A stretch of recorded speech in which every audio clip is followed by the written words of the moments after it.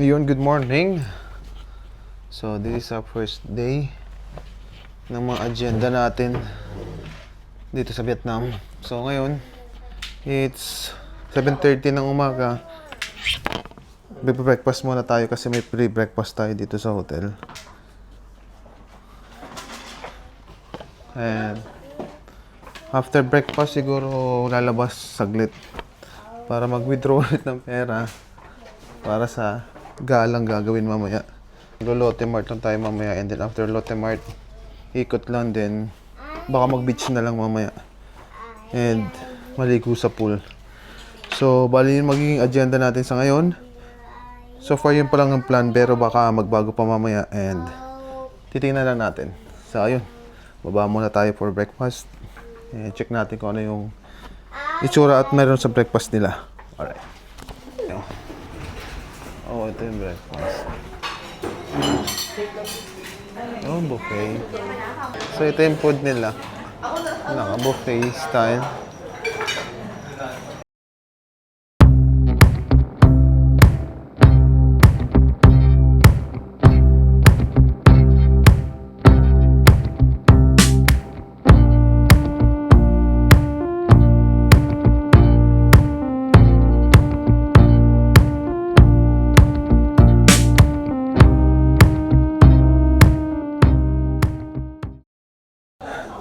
So, yun yung buffet niya.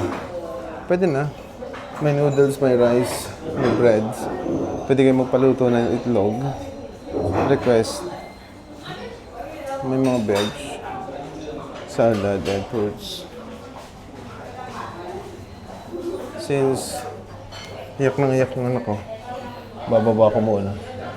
Ayaw kasi kumain nito eh.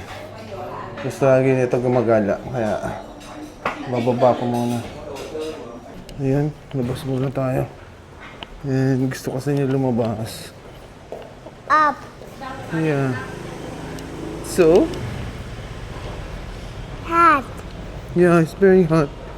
Very hot. Yeah. Very, very hot. So, paglabas natin ito yung kikita natin dito sa hotel ng Bukid pinag-stayan natin. Puro restaurants. Too many people. Yeah. Mga kainan. Grabe. Mainit talaga. Pilipinas na Pilipinas yung panahonan. Anong oras nga ngayon? It's 7:51 ng umaga. Maaraw. Tapos yung klima ng panahon, mainit. So parang Pilipinas na talaga to. So dito pala pwede kayong mag-rent ng mga motorcycle. Nag-o-offer sila ng rent na motorcycle kung gusto nyo gumamit ng motor. Doon sa hotel, nasa 250,000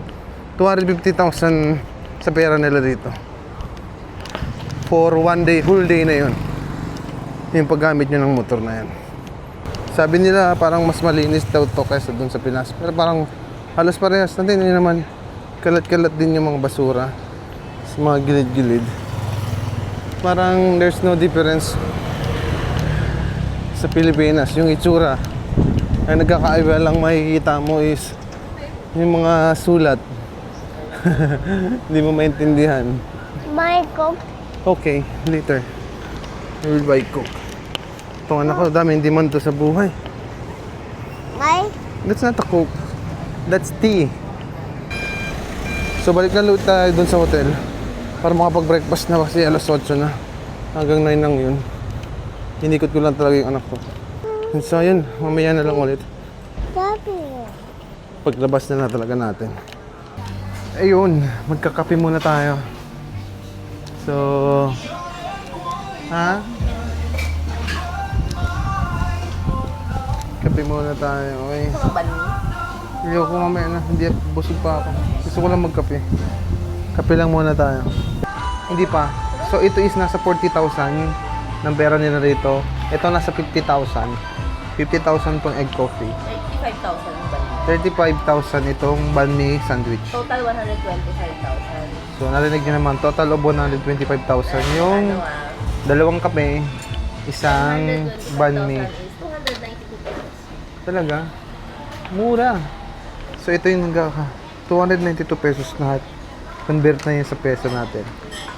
So 292 pesos.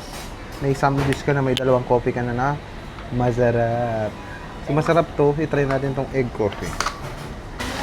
Halo natin. Tignan natin yun.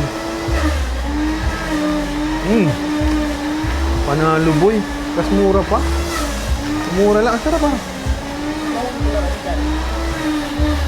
Sarap, sarap.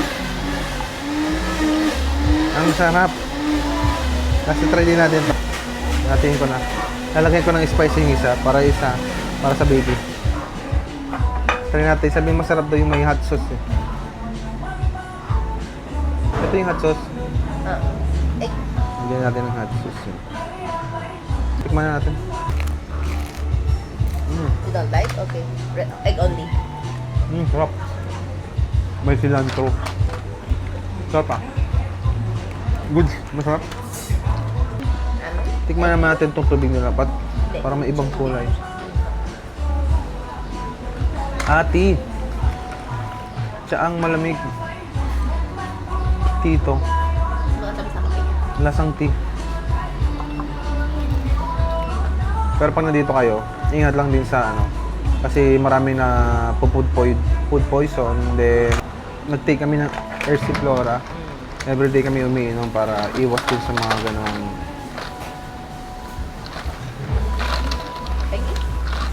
kasi sa mga review na nakita namin, marami na po food poison. Either sa tubig nila or sa pagkain na kinakain. Kaya para iwas na lang din, inom na lang kayo na o magdala kayo ng Versiflora. Ito na. Umpisa na ng ating lakad. Sobrang init. Tayo mag-adjust. Grabe din daw yung sasakyan dito. Kaya ingat kayo pag nandito kayo. Dito sila nag-adjust.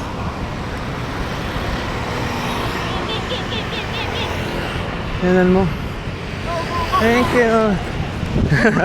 Umpisa na ng kalbaryo ng lakaran. Uy, malapit lang pala yung dagat dito. Yan, ang dagat na yan. So dito yung hotel natin. Dagat na yun. Wala pa kaya si Tita. Marami tayo dito na napapanggain. Go, go, go, go, go. Tara. Wait lang, may. O, tara na. Game.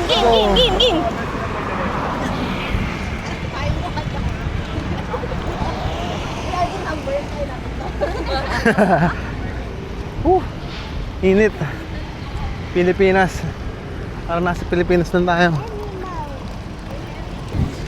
Sa mga susunod na araw, magdadagat tayo. Yan sarap, dagat. Lapit lang pala talaga ng dagat dito. Ganda. Open beach lang dito. So anytime pwede kang pumunta rito. Ganda. Ang lasang alon nga lang. Parang hindi bagay sa mga bata yung dagat na to. Lasang alon. Danang Beach. So.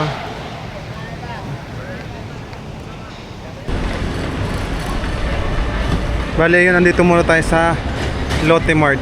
So ito yung gagawin natin ngayon. Bali, nag-withdraw nga sila dito sa Vietnam Bank, tapos sa Cbank. Bali, ang charge pag nag-withdraw kayo sa Vietnam Bank ng ATM nila is 300 pesos per transaction. And then sa Cbank is nasa 100 pesos lang per transaction. So, kung mag-withdraw kayo, kung pupunta kayo dito, Cbank yung hanapin nyo na ATM. Kung mag-withdraw kayo, Cbank yung hanapin nyo rito. Kasi mas mura yung charge. So, conversion sa Pilipinas, 100 pesos. Then, dun sa China, Vietnam Bank, it's 300 pesos to 500 pesos per charge. Per transaction yung charge. So, napakamahal. Bale, ito yung Lotte Mart. Ito yung loob niya. Parang puro groceries. Then, sa taas, mga groceries dito yung mga kainan sa baba. Bale, mag-grocery nga lang tayo dito. And then after grocery, balik tayo dun sa hotel. Yeah, wait. Then maybe pag dating ng hapon, hindi na masyado mainit. Magbe-beach na lang tayo.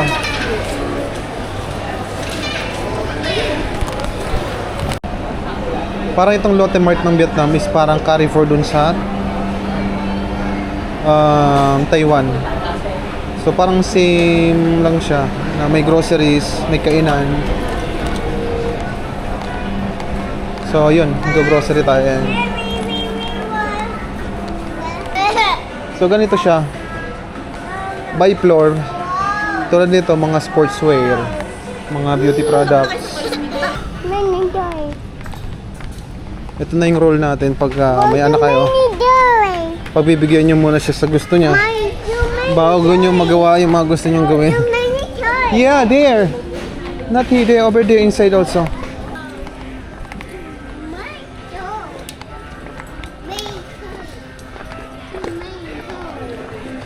Siyempre nakaalat yung pera natin para sa pagbili niya ng mga toys.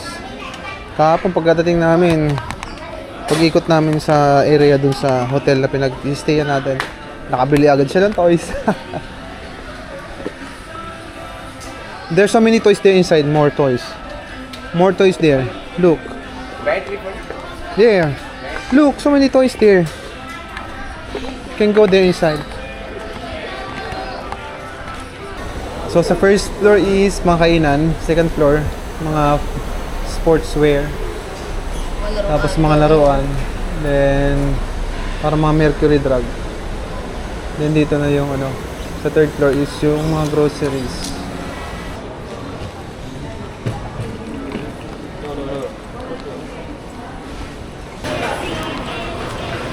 So yung bawal yung bag sa loob. So kailangan pag may madala kayong bag, kailangan nyo i-deposit dito muna. Kasi bawal yung bag sa loob. So kailangan nyo talaga mag-locker. So libre lang pala to. Hindi, wala siyang payment. So lalagay nyo lang yung bag nyo. Or yung mga gamit na pinamili nyo. Wala pala siyang bayad. Kala namin may bayad. Galing high-tech na yung ano nila dito, locker. So parang face recognition lang. Ikutan tayo, tingnan natin kung ano meron. And for sure may bibilin to kasama ko. Hindi pwedeng walang bibilin to. Binibili nito yung mga weird stuffs na basta weird. What I mean by weird stuff. Yung tipong gusto nilang i-try yung mga hindi pa niya natatry, mga bago sa paningin niya, pero yung panlasa, hindi naman pasok sa panlasa. Hindi naman pasok sa panlasa ko, sabi niya. Hindi, minsan ayaw mo rin eh. Sabi mo, hindi man masarap, dapat hindi ko na lang binili. Di ba? Try lang daw na try.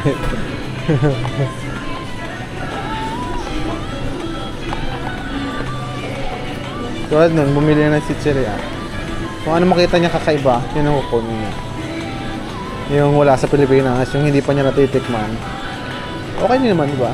Kasi para at least malaman mo yung pagkakaiba ng mga bagay o mga product ng ibang bansa. Yan yung mga chicheria nila. 31,900. Yan, 25,900. So ganito kaliit. Pero pag kinonvert natin sa peso yan, mura lang naman mga yan. Like mga nasa 150 pesos or 70 pesos. Mga cup noodles nila rito 30,900 25,000 62,000 sa ganito 62,500 mga ganito nilang noodles beef may lobster 3,500 titingnan natin mamaya kung magkano lahat ng total na mabibili natin dito. Then, converted natin sa peso para may idea kayo kung paano kayo magsisave ng pera para sa groceries. And then, magkano yung iaalat yung pera sa mabibili natin mamaya kung gaano karami and kung magkano. Siyempre, papakita din naman natin yung mga item kung ano yung mga pinambili natin. And then, titingnan lang din natin sa resibo yung bawat price niya. Paano man mga bibili natin. Hindi natin may isa-isa dito kasi mahaba yun. Kung marami tayong mabibili. Diba? So, pakita na lang natin sa resibo natin kung magkano yung total price na ni grocery natin and yung mga item kung magkano yung mga yun. Okay? Oo. After nito magla-lunch and then after lunch back to the hotel. Then punta sa beach para hindi na mainit mamayang hapon. Nakita nyo naman yung beach kanina na dinaanan natin. Ang laki. Ang ganda. Pero nakakatakot yung alon.